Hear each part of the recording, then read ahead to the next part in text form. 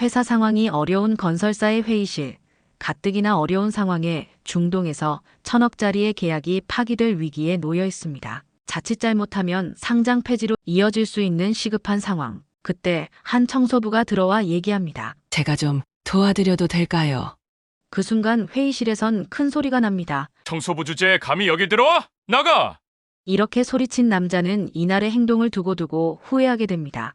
바로 그 여자는 회사의 중동 계약을 파기시켜버릴 수도 있는 존재였는데요. 도대체 이 여자의 정체는 무엇일까요? 이야기 시작 전 구독과 좋아요를 눌러주시면 영상 제작에 큰 힘이 됩니다.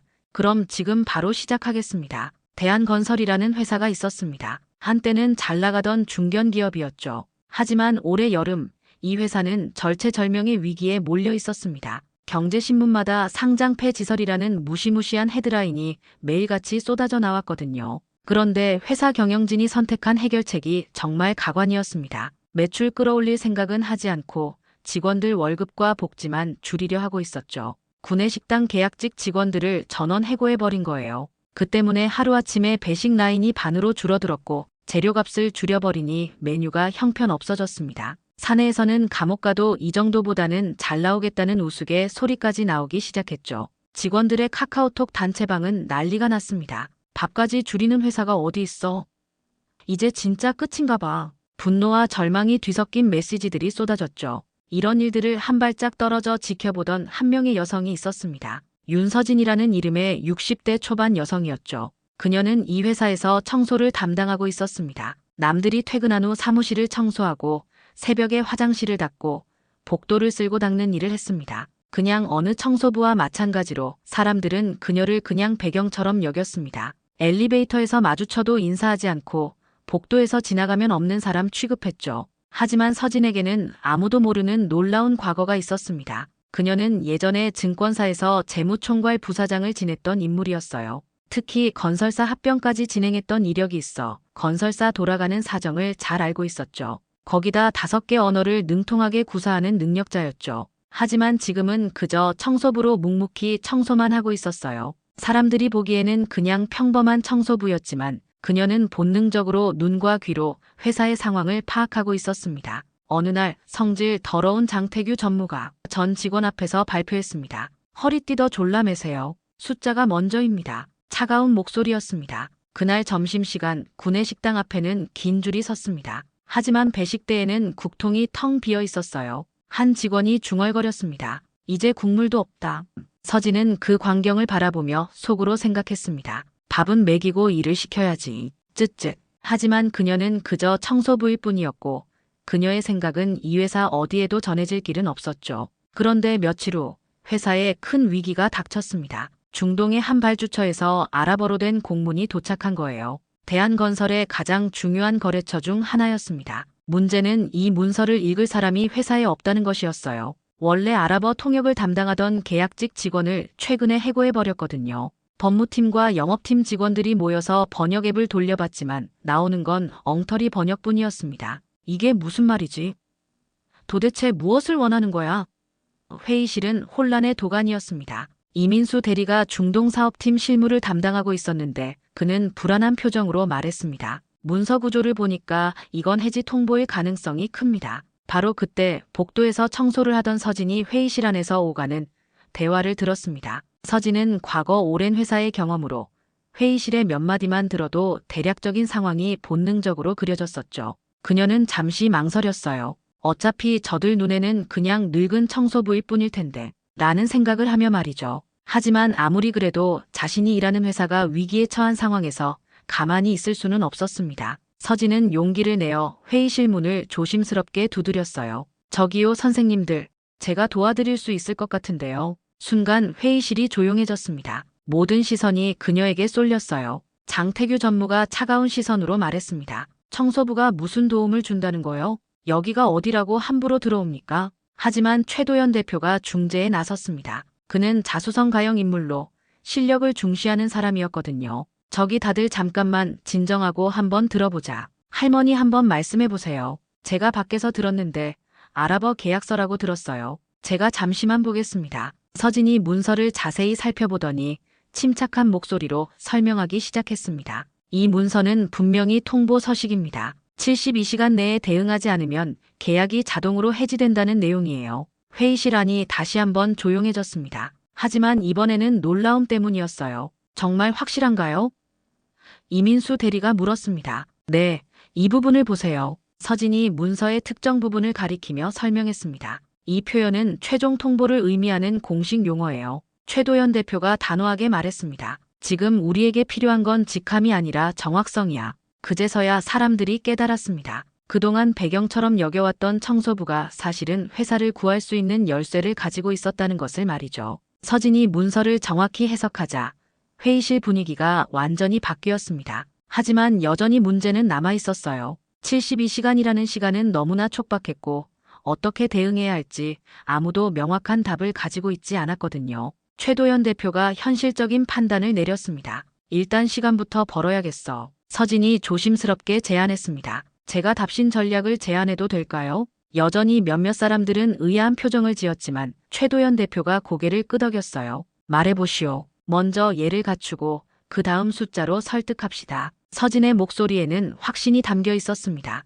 중동 문화에서는 체면과 예의를 매우 중시해요. 특히 이 사람들은 왕족이란 개념이 아직 남아있어요. 우리랑 대화하는 이분들도 다 왕족의 혈통일 수 있습니다. 가능한 선에서 최대로 예의를 갖춰야 합니다. 그녀는 계속해서 설명했습니다. 답신에는 현지 예법에 맞는 존칭과 인사말을 넣고 본문에는 현금 흐름표, 수주잔고, 만기구조 같은 핵심 수치를 포함시켜야 해요. 장태규 전무가 불쾌한 표정으로 말했습니다. 절차는 법무팀 몫이지 청소하시던 분께 배울 게 있습니까? 이민수 대리가 용기를 내어 말했어요. 저는 서진님 말이 맞다고 봅니다. 하지만 최도연 대표는 달랐습니다. 그는 실력을 중시하는 사람이었거든요. 좋아. 지금은 하루라도 벌자. 서진 씨, 구체적으로 어떻게 할 건가? 서진이 메모지에 빠르게 뭔가를 적더니 설명하기 시작했습니다. 사람을 세우는 예의와 숫자, 이 두 가지를 결합해야 합니다. 첫째, 셰이크 카림 회장님의 가문과 회사에 대한 경의를 표하는 정중한 인사말로 시작해야 합니다.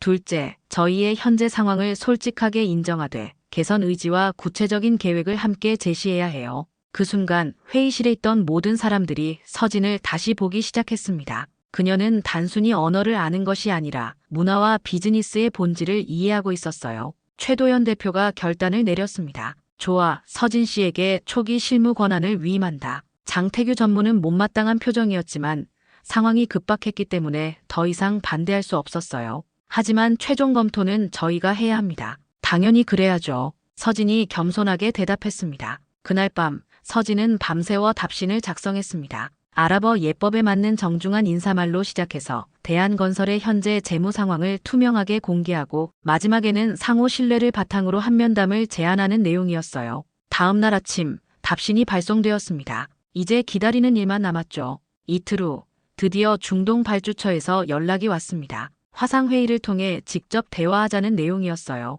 하지만 이것은 기회인 동시에 위기이기도 했습니다. 회의실에는 장태규 전무를 비롯해 주요 임원들이 모였습니다. 화면 너머로는 셰이크 카림 알라세르라는 60대 회장과 파딜 하산이라는 40대 프로젝트 총괄이 보였어요. 두 사람 모두 표정이 매우 경직되어 있었습니다. 장태규 전무가 영어로 회의를 시작했습니다. 안녕하세요. 대한건설입니다. 저희는 계약 조건을 재검토하고 싶습니다. 하지만 상대방의 표정은 점점 굳어졌습니다. 장태규 전무는 절차적이고 형식적인 답변만 반복했거든요. 셰이크 카림의 얼굴에 실망이 스쳐 지나갔어요. 우리는 구체적인 해결책을 원합니다. 파딜 하산은 시계를 보더니 뭔가를 메모했습니다. 분위기가 점점 나빠지고 있었어요. 바로 그때 서진이 조심스럽게 마이크에 손을 뻗었습니다. 그리고 갑자기 아랍어로 말하기 시작했어요. 존경하는 셰이크 카림님, 먼저 귀하와 귀하에 존경받는 가문, 그리고 알라세르 그룹의 깊은 경의를 표합니다. 화면 속 두 사람의 표정이 순간적으로 바뀌었습니다. 놀라움과 함께 약간의 미소가 스쳐 지나갔어요. 서진이 계속해서 현지어로 말했습니다. 저희는 귀사에 현명하고 신중한 결단을 충분히 이해합니다. 하지만 7일만 시간을 주신다면 저희의 진정성을 숫자와 행동으로 보답하겠습니다. 셰이크 카림이 깜짝 놀란 표정으로 대답했습니다. 당신은 누구입니까? 우리 언어를 어떻게 이렇게 정확하고 예의 바르게 구사하는 거죠? 저는 대한건설에서 실무를 담당하고 있는 윤서진입니다. 파딜 하산이 관심을 보이기 시작했어요. 흥미롭군요. 그럼 구체적으로 어떤 자료를 보여줄 수 있습니까? 상세한 재무 분석과 리스크 관리 방안을 포함한 완전한 투명 보고서를 준비하겠습니다. 숨기는 것은 아무것도 없을 것입니다. 셰이크 카림이 잠시 생각하더니 파딜 하산과 눈을 마주쳤습니다. 그리고 천천히 말했습니다. 그대의 예와 진정성을 보았소. 일주일을 주지. 하지만 그 기간 안에 우리를 완전히 설득시켜야 할 것이요. 화상회의가 끝나자 회의실이 조용해졌습니다. 모두가 믿을 수 없다는 표정이었어요.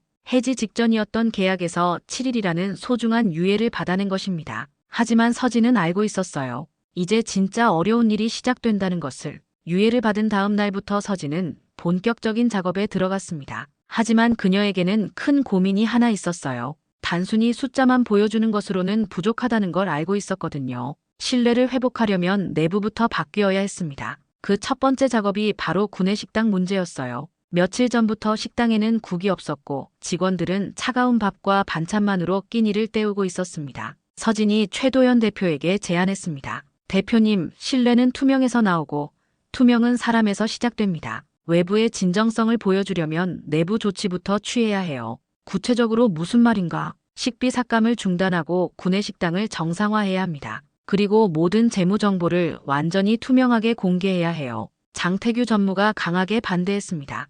허리띠 더 졸라매야 할 시점에 무슨 소리요? 밥 한 그릇 아끼는 게 얼마나 큰 절약인지 알아요? 하지만 서진은 물러서지 않았어요. 사람을 먼저 세우면 숫자는 따라옵니다. 직원들의 사기가 떨어지면 업무 효율도 떨어지고 결국 숫자에도 악영향을 미칩니다. 이민수 대리가 조심스럽게 끼어들었습니다. 저도 서진님 말씀에 동감합니다. 실제로 식당 문제 이후로 직원들 사이에서 이직 얘기가 나오고 있어요. 최도연 대표가 깊이 생각하더니 결단을 내렸습니다. 좋아, 식비부터 원상 회복하자. 그날 오후 구내식당에 해고되었던 조리팀장 고미자 씨가 복귀했습니다. 50대 중반의 그녀는 눈물을 글썽이며 다시 국솥에 불을 지폈어요. 고미자 팀장이 정성스럽게 국을 끓이기 시작했습니다. 무와 대파, 쇠고기를 넣고 정성껏 우린 국물이 뽀글뽀글 끓어올랐어요. 며칠 만에 식당에 김이 오르는 따뜻한 국이 돌아온 겁니다. 직원들의 반응은 즉각적이었습니다.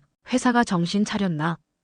드디어 국물이 돌아왔네. 사내 분위기가 눈에 띄게 밝아졌어요. 서진은 밤낮 없이 팩트시트를 만들었습니다. 분식회계는 전혀 없었고 수주잔고와 현금성 자산, 만기 리스크까지 모든 수치를 정확히 분석했어요. 며칠 후 한 투자사 대표가 비공식 미팅을 요청해 왔습니다. 인상적입니다. 사람을 먼저 세운 선택이 결국 숫자로 이어진다는 걸 보여주고 있어요. 한편에서는 수상한 움직임도 있었어요. 일부 직원들이 서진이 만든 자료를 몰래 복사해서 자신들의 성과인 것처럼 포장하려는 시도가 있었죠. 구내식당 배식대에서 고미자 팀장이 김이 모락모락 나는 국을 한 국자 떠서 그릇에 담았습니다. 이 집 다시 살아났네요. 그 모습을 본 직원들의 얼굴에 미소가 번졌어요. 조직의 온기가 다시 돌아오고 있었습니다. 마침내 최종 보고서를 완성해야 하는 날이 다가왔습니다. 디데이 -1, 서진은 거의 잠을 자지 못하고 있었어요. 80페이지에 달하는 종합 재무보고서를 만들어야 했거든요.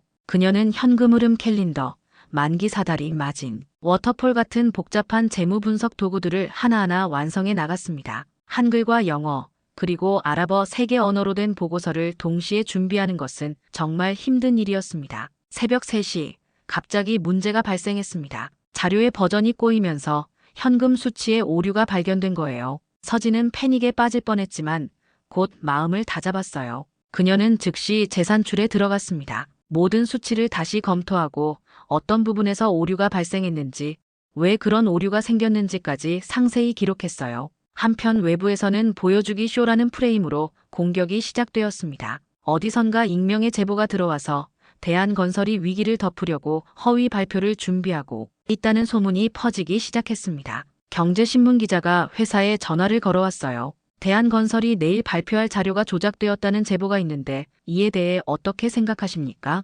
서진은 즉시 사전 브리핑을 제안했습니다. 루머가 퍼지기 전에 우리가 먼저 팩트를 공개해야 해요. 투명성으로 맞서는 겁니다. 장태규 전무가 강하게 반대했습니다. 숫자를 다 공개하면 우리만 손해요. 이런 상황에서 투명 공개라니 자살행위 아닌가요? 아닙니다. 서진이 단호하게 말했습니다. 숨길수록 의심받습니다. 숨기면 더 큰 의혹만 생길 뿐이에요. 최도연 대표가 고민에 빠졌습니다. 전무님 결정해 주세요. 서진이 간절하게 말했습니다. 지금이 마지막 기회예요. 최도연 대표가 서진의 손을 들어줬습니다. 좋아, 전면 공개로 간다. 장태규 전무가 마지막으로 물었습니다. 만약 실패하면 책임은 누가 집니까? 서진이 조용하지만 확고한 목소리로 대답했습니다. 제가 섭니다. 성공하든 실패하든 책임은 제가 집니다. 새벽 5시, 프린터가 마지막 5장의 핵심 지표를 토해냈습니다. 현금 흐름, 부채 비율, 수익성 지표, 유동성 비율, 그리고 향후 12개월 전망까지. 표지에는 신뢰는 투명해서라는 문구가 깔끔하게 인쇄되어 있었어요. 서진은 그 문서를 조심스럽게 들어올리며 생각했습니다. 이제 정말로 모든 걸 걸어야 하는 순간이 왔구나. 창밖으로는 새벽이 밝아오고 있었습니다. 몇 시간 후면 운명의 프레젠테이션이 시작될 예정이었어요. 드디어 운명의 날이 밝았습니다. 대한건설 본사 대회의실에는 긴장감이 팽팽히 감돌고 있었어요. 화면 너머로는 셰이크 카림과 파딜 하산이 엄숙한 표정으로 앉아 있었습니다. 장태규 전무는 여전히 못마땅한 표정이었어요. 청소부가 회사 운명을 좌우한다니 말이 되는 소리인가. 하지만 이미 돌이킬 수 없는 상황이었습니다. 서진이 마이크 앞에 섰습니다. 그녀는 깊게 숨을 들이쉬고 아랍어로 정중하게 인사를 시작했어요. 셰이크 카림님, 파딜 하산님, 그리고 귀하에 존경받는 가문과 회사 임직원 여러분께 깊은 경의를 표합니다. 화면 속 두 사람의 표정이 부드러워졌습니다. 예법에 맞는 완벽한 인사였거든요. 서진이 계속해서 현지어로 말했습니다. 오늘 저희가 준비한 자료는 어떤 숨김도 없는 완전한 투명성을 바탕으로 합니다. 그녀는 본론으로 들어갔어요. 핵심 지표 5장으로 압축된 자료를 화면에 띄우며 설명하기 시작했습니다. 첫 번째, 현금 흐름입니다. 저희는 향후 12개월간 매월 흑자 현금 흐름을 유지할 수 있습니다. 구체적인 숫자와 함께 월별 그래프가 화면에 나타났어요.